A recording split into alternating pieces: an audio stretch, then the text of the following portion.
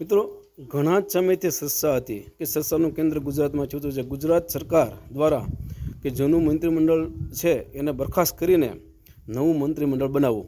જ્યારે જૂનું મંત્રીમંડળ 17 ધારાસભ્યોનું હતું ત્યારે એ વધારી અને 26નું આ લોકોએ કર્યું છે. ત્યારે ગુજરાતમાં છેલ્લે 2-3 દિવસથી એવી એક સરસા ને જોર પકડ્યું હતું. એમાં એવી સરસાઓ હતી કે ભાઈ અમારી જ્ઞાતિને કેટલું ન્યાય મળશે, ઓલા કે ભાઈ અમારી જ્ઞાતિને કેટલો ન્યાય મળશે, ચોક્કસ કોઈ જ્ઞાતિને વધારે ન્યાય મળશે અને અમુક જ્ઞાતિને સાઈડ લાઇટ કરશે. આવી બધી સરસાઓ થતી હતી અને મંત્રીમંડળ બની ગયું. 17ની જગ્યાએ 26નું મંત્રીમંડળ બન્યું. એમાં અમુકને જે આશા હતી એ લોકોના નામ ન આવ્યા અને જેને નહોતી આશા એ લોકોના એ ધારાસભ્યોને મંત્રીપદ મળી ગયું. ત્યારે અમુક લોકોએ સરસા વેતી મૂકી છે ફેસબુકમાં, સોશિયલ મીડિયામાં એવી કે ભાઈ અમારા સમાજના 2-3 જ મંત્રી બનાવ્યા છે, ચોક્કસ કોઈ સમાજને ઝાઝો ન્યાય આપીને એના મંત્રીઓ ઝાઝા બનાવ્યા છે. તો મારે આ તમામ સમાજને કહેવું છે કે ભાઈ હું પાટીદાર સમાજમાંથી આવું છું તો પાટીદાર સમાજના મુખ્યમંત્રી 2015માં પણ હતા. પાટીદાર સમાજના મુખ્યમંત્રી 2015માં પણ હતા. જ્યારે પાટીદાર આંદોલન થયું ત્યારે પાટીદાર સમાજના જે મુખ્યમંત્રી હતા તોય એમ છતાંય પાટીદાર સમાજના યુવાનોને અને પાટીદાર સમાજના લોકોને ઘરમાં ઘૂસીને પોલીસવાળાએ માર્યા હતા.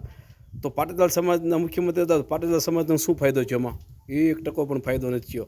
ત્યાર પછી હાલના મુખ્યમંત્રી પાટીદાર સમાજમાંથી આવે છે તો પાટીદાર સમાજ એમાં હું લોંધો લઈ લીધો? ભાઈ હાલો મને વાત કરો તમે. હું પાટીદાર સમાજમાંથી છું તો હું લોંધો લઈ લીધો? તો જે લોકો આવી કોમેન્ટો કરે છે કે ભાઈ અમારા સમાજને અન્યાય થયો ને અમારો કેસરી સિંહ પીડ્યો રહ્યો ને અમારો કેવો પેલો ઓલો કેસરી સિંહ પીડ્યો રહ્યો ને અમારા સમાજનો હાવેજ સિંહ પીડ્યો રહ્યો, એટલે આમાં કોઈ હાવેજ બાવેજ છે નહીં. જે લોકોને મંત્રી બનવું છે એ પોતાની અંગત સ્વાર્થ ખાતર બધું કરે છે. સમાજને કોઈ નેતા કે કોઈ વ્યક્તિ કોઈ મંત્રી બને તો સમાજને કાંઈ ફાયદો થતો નથી. સમાજને કોઈ દી કામમાં આવતોય નથી કોઈ નેતા મંત્રી બન્યા પછી. માત્ર ને માત્ર એને મંત્રી બનવું હોય એટલે તમારે ખંભે બંદૂક મૂકીને એમ કે ભાઈ આપણા સમાજને અન્યાય થયો, તમે બધા રજૂઆત કરો તમને મંત્રી બનાવે.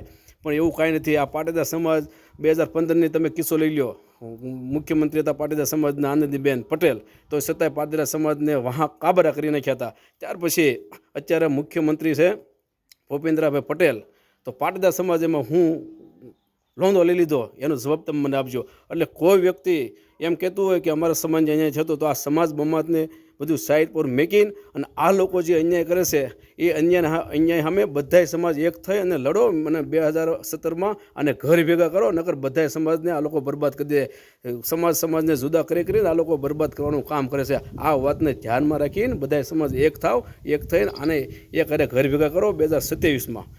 તો તમારું શું કહેવાનું છે? મેં જે વાત કરી કે જ્ઞાતિવાદ કરવાની જરૂર છે કે બધાને એક થઈને આને ઘર ભેગા કરવાની જરૂર છે આ ભારતીય જનતા પાર્ટીની સરકારને? જવાબ આપજો મને કોમેન્ટ બોક્સમાં. તમને મારો વિડીયો સારો લાગ્યો તો લાઇક, શેર અને કોમેન્ટ કરજો. જય હિન્દ, જય જય ગરવી ગુજરાત.